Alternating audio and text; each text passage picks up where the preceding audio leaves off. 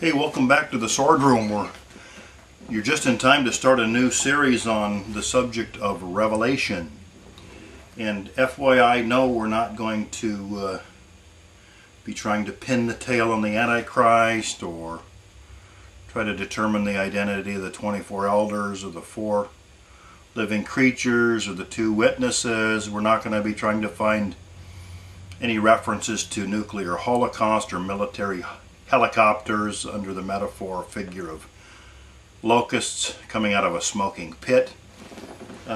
So go read a LaHaye novel if that's what you want, but we're going to study God's self-disclosure. When we talk about Revelation, that's what we mean. And by the way, don't call the book of Revelation the book of Revelations. It's one of my pet peeves. It's the apocalypse or the revelation singular of Jesus Christ revealing the things to John which must shortly take place. But we're not talking about the apocalypse. We're talking about the doctrine of Revelation. It's an exciting doctrine, and it is one that I hope you'll stay tuned for. We're going to start out with some biblical assumptions. The first assumption is that God has revealed himself. Now, the Bible assumes that God exists. It doesn't try to prove the existence of God. Simply assumes the existence of God throughout. Assumes that God is the creator. Also assumes that God has chosen to reveal himself. The book of Hebrews chapter 1 and verse 1 tells us that God, in many ways, in many forms, and in many different kinds of modes, revealed himself to the fathers and the prophets. Dreams, visions, prophetic words, through written revelation. All of these things are things that God has done, but it's assumed that God is a God who reveals himself. But God has not revealed everything. There are many things that God has not revealed to us. Over in Deuteronomy, the 29th chapter, verse 29, we read that the secret things belong to the Lord our God, but the things revealed belong to us and to our sons forever, that we may observe all the words of this law. So God hasn't revealed everything to us. There are many things that, let's face it, we're finite and God is infinite, and we will never plumb the depths of the nature and character of God. God has simply revealed to us what we need to know.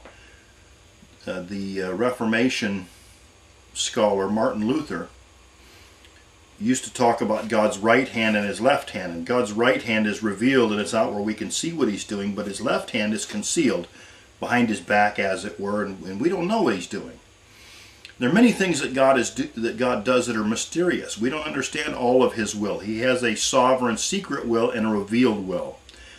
So God has revealed himself.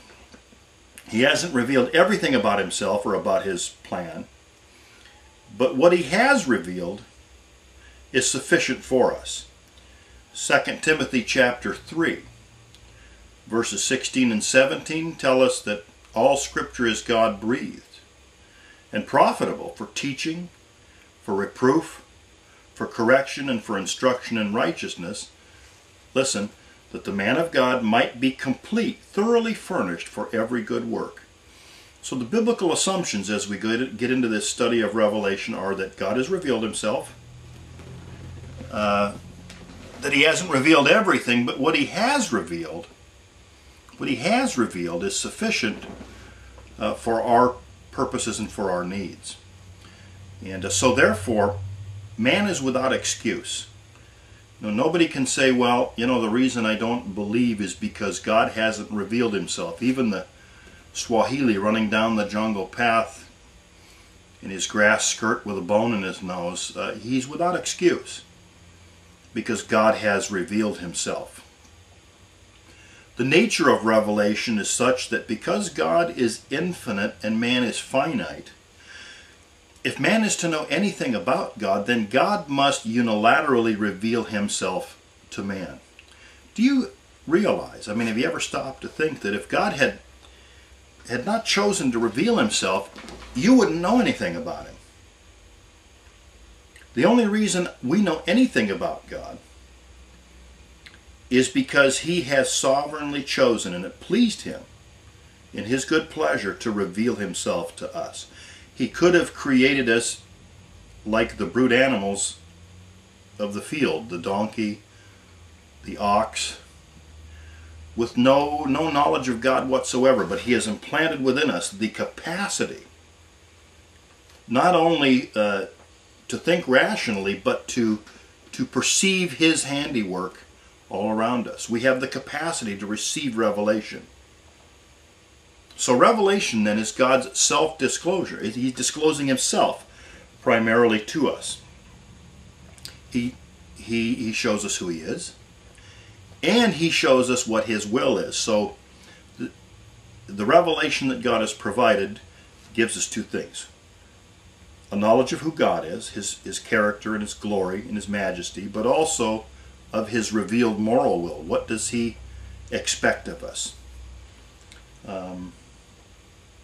And when I say that it's his self-disclosure to man, I understand that God has revealed himself to angels. That's another order of created being. God has revealed himself to the angels, but they're not under consideration here, so we're not going to talk about them.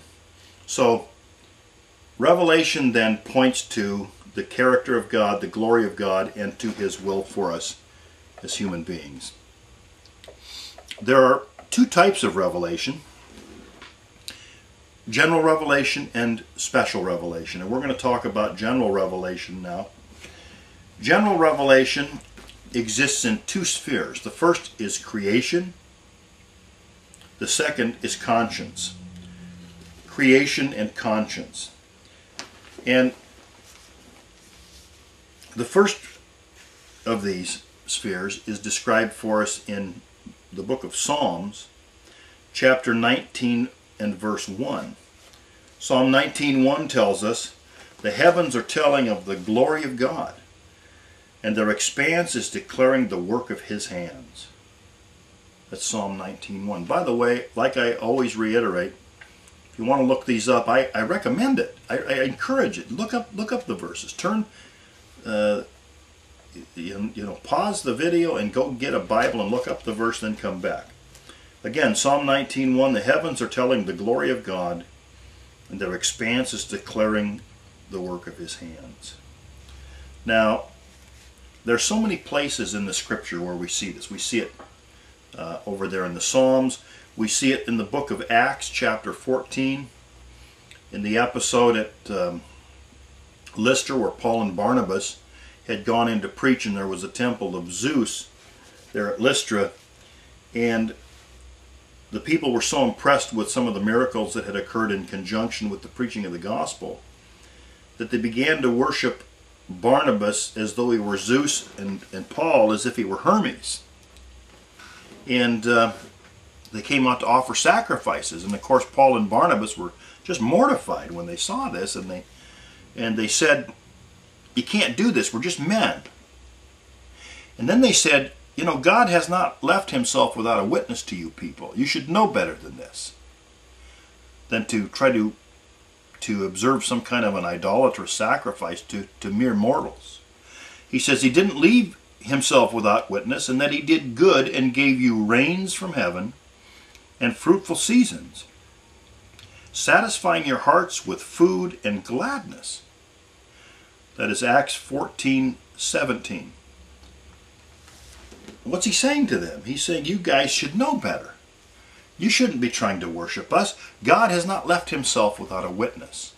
God has left himself with a witness to every single nation, every single tribe and tongue on the face of the earth.